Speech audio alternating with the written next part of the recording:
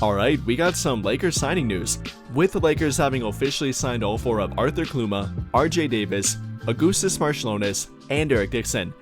No, not signing them to their 15-man roster or to a two-way contract, but to Exhibit-10 deals, which pretty much, if you don't know, means a training camp contract. And every year we kind of get the confusion about the Exhibit-10 contract meaning, fans not really sure what that means, and really confused about the Exhibit-10 signings they make to their team, if they're actually on the team or if they're not on the team. And to kind of summarize it, no, at least not yet. I mean, they're officially on the team's payroll, with an Exhibit-10 contract guaranteeing them I think $50,000 if they remain with the team throughout training camp and then sign or stay with their G League team thereafter. I think that's the official amount they get, and therefore they're kind of on the team's payroll, but they're not on the team's actual roster. At this point, they're just under a training camp deal, and if you're also not aware, every team throughout training camp can carry 20 total players, actually 21 I guess now with the additional two-way contracts, so they can be with the team throughout training camp, preseason, and maybe impress the team to therefore be elevated to the 15-man roster, or potentially to a two-way contract. And following the Lakers having waived Trey Jemison, also not signing Eric Dixon, they do have a two-way contract to offer. So in my opinion, this is going to be a really good competition between the four of Kaluma, Davis, Marciulionis, and Eric Dixon. I mean, for me personally, I really like when the Lakers, or any team for that fact, carry an open two-way contract throughout training camp. It really gives the training camp guys something to play for and really something to work up to, knowing they actually have an opportunity to make the team, that they're not just playing with the team to try to, I guess, impress a different team and make a different team.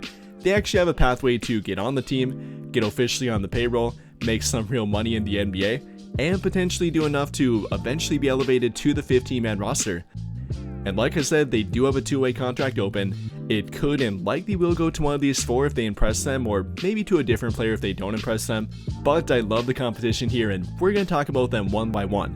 Talk about what they did, or if they played with the Lakers Summer League team, what they did throughout college, their skill set, and which of them might be the best fit for that two-way contract if they play up to it. So we're going to talk about that and try to break it all down here. And beginning with Eric Dixon, no official update on his injury status or current health status, but given the fact they gave him an Exhibit-10 contract and he will be playing with them throughout training camp, I think that's a positive update in itself, meaning that he's at least healthy enough to be back on the court, or likely will be during training camp. He does have another roughly 2 months before that point, so does have some time to get healthy, does have time to rehab, and maybe get back up to that two-way contract status that he almost got with their team. And well, if you don't know about Eric Dixon, he is a 6'8", roughly 260-pound power forward center hybrid, playing 5 years at Villanova University, being their all-time leading scorer, and that's very impressive for a college like Villanova, having some very great players coming out of that college. I don't know, maybe you've heard about Jalen Brunson, Mikal Bridges, Josh Hart, Dante DiVincenzo, much more after that, but just a few that you might know, and Eric Dixon did outscore them and have a better collegiate career than arguably all four of them. However, the NBA will definitely be a much harder task for him. Unlike college, where he was really suited for it and had an offense kind of designed and pretty much built around him, that won't be the same case for the NBA. Now entering the NBA as a 6'8" power forward and kind of a center, in my opinion, his current build and current skill set projects more as a center rather than a power forward.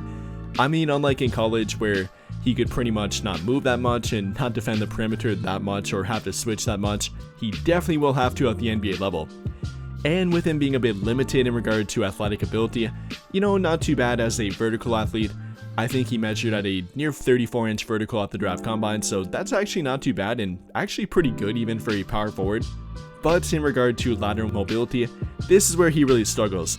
Isn't very mobile on the perimeter, isn't very good at moving his feet and switching onto guards or even wings for that fact, so he definitely will have to adapt and get used to it pretty quickly, or he might find himself out of the NBA pretty quickly. So that's definitely priority number one for him, improving in regard to lateral mobility, proving that he can guard the perimeter at the NBA level, at least hold his own and be around average, and simply high defensive liability. That's what he's got to show first and foremost. Though if we're talking about the other parts of his game, I think it will translate pretty darn well for him. I mean, again, the guy was an all-time leading scorer at his college and a very good one at Villanova, really showing some great true 3-level scoring ability, shooting roughly 41% from the 3-point line last season, while taking a high volume of over 7 of them per game, And again, we're talking about a 6'8", 260-pound player here, so that's pretty uncommon. Even in today's modern game of three-point shooting and high-volume three-point shooting, that's pretty impressive. Or then even for his mid-range and inside the three-point line ability, very good in that regard. Is a very good low-post scoring threat, can do everything from shoot fadeaways, left hooks, right hooks, power and body his way to the rim, really overpowers smaller players and even guys that are taller than him that can't quite match his physicality. Eric Dixon's pretty good at that too. And overall here with Eric Dixon, they definitely liked him and they showed that by initially offering him a two-way contract, now inviting him back to training camp, and I would probably put him as the leader for that two-way contract. You know, between what he showed in college, how NBA ready he is offensively, his developed frame and really NBA ready body, just the fact that he does have to show that he's not a liability on defense, I would probably call him the favorite. Maybe not the best fit for what their two-way contracts don't cover at this point or what they don't have on their 15-man roster. That, in my opinion, being a 3-and-D wing, but he definitely has the most NBA ready offensive game and probably is the most NBA ready in general for that two-way contract. But after Eric Dixon, we have another 5-year college player with RJ Davis. Definitely had a very good collegiate career himself, coming out of the University of North Carolina, UNC, having a great 5-year collegiate career there, having some great moments in March Madness, and one of my favorite college players of the past half-decade. And he actually did play with their team throughout Summer League. Didn't play that much, but he'd have some good moments to their team.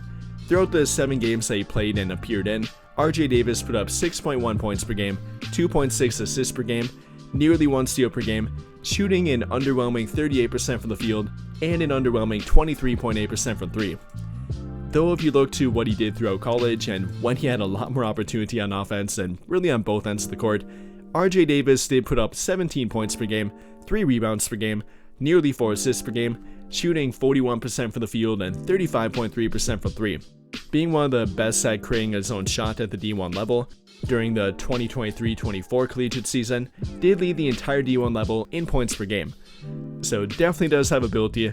You know, the primary concern with him is probably his height.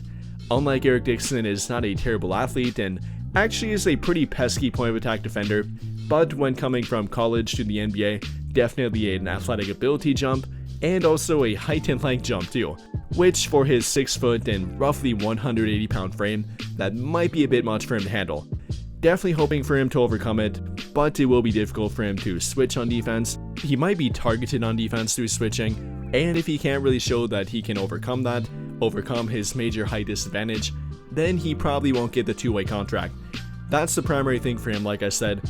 Gotta prove that he can overcome the height, much like a guy like Chris Paul has done, so definitely a pretty tall task for him, but I'm definitely rooting for him, and he definitely does have the background and a whole lot of good collegiate things to point to that might be able to translate to the NBA level. But apart from RJ Davis and Eric Dixon, 2 guys that most are more familiar with and definitely are more well known throughout college, most people probably have not heard of or have not heard much about both Arthur Kaluma and Augustus Marciulionis. And beginning with Marciulionis, the son of a European basketball legend, that being Sarunas Marciulionis, pretty sure I pronounced that right, but a very crafty player in general and a guy that even played in the NBA himself, now his son will try his chance at the NBA. Coming out of St. Mary's College and spending all 4 years there, Marciulionis was a heavy pick and roll operator and really one of the few true point guards coming out of college this year. You know, he definitely operated their offense well and had plenty of experience and plenty of time doing it with them.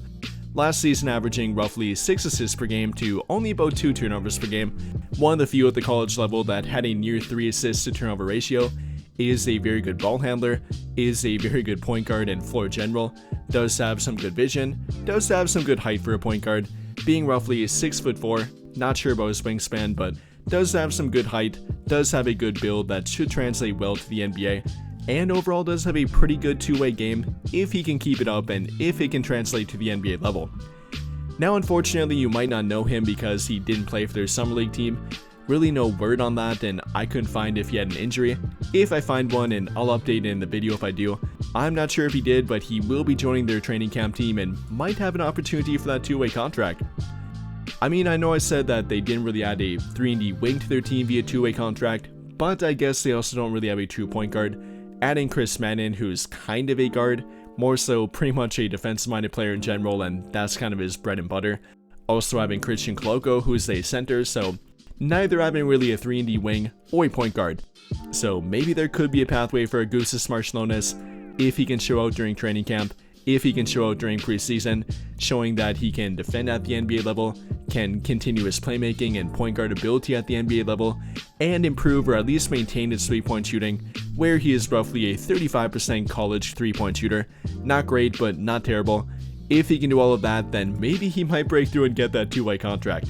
Despite definitely not being the favorite for it, despite not being the most well-known player they signed to an Exhibit-10 contract, and a guy that didn't play for their Summer League team, I definitely wouldn't count out Marciulionis, and I do like his game too, so definitely rooting for him. But then finally finishing up with Arthur Kaluma, a guy I've talked about here on the channel, another guy that did play for their Summer League team, and maybe a guy you might be aware about, either from the video I made and you watched that, if you did I appreciate it, or simply from watching their Summer League team very closely, as he didn't really get that much playing time. Overall, he played 4 games with their Summer League team, averaging only about 12 minutes per game in that time frame, putting up roughly 4.5 points per game, 2 rebounds per game, half a block per game, shooting roughly 43% from the field and 33.3% from 3.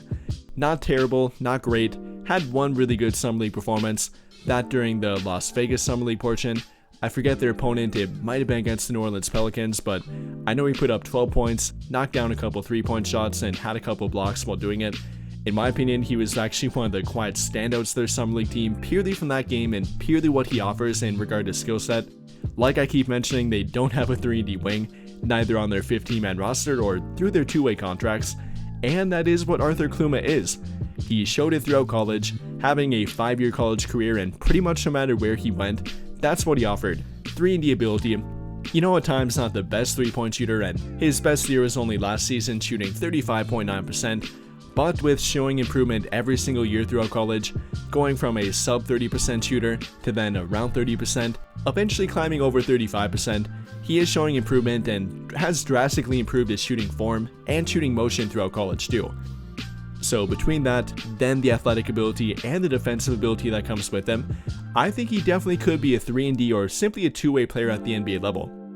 With the defense, he is switchable enough to defend and guard 1 through 4, does have a great build to him, having a 6'7" frame, having a 7'1" wingspan, weighing roughly 220 pounds, so definitely can both physically match up in the NBA, the athletic ability should translate, is a good athlete, both in regard to vertical and side-to-side movement, so definitely don't count out Arthur Kaluma here. Again, he didn't get much opportunity for their Summer League team, but if they're kind of watching him closely throughout training camp, if he gets an opportunity with their preseason team, then I wouldn't be shocked to see him eventually get that 2-way contract, and I'm actually kind of quietly hoping for it too. Again, simply by need and simply with the skill set that he does offer that they really don't have on their team right now. But with all of that being said, what do you guys think?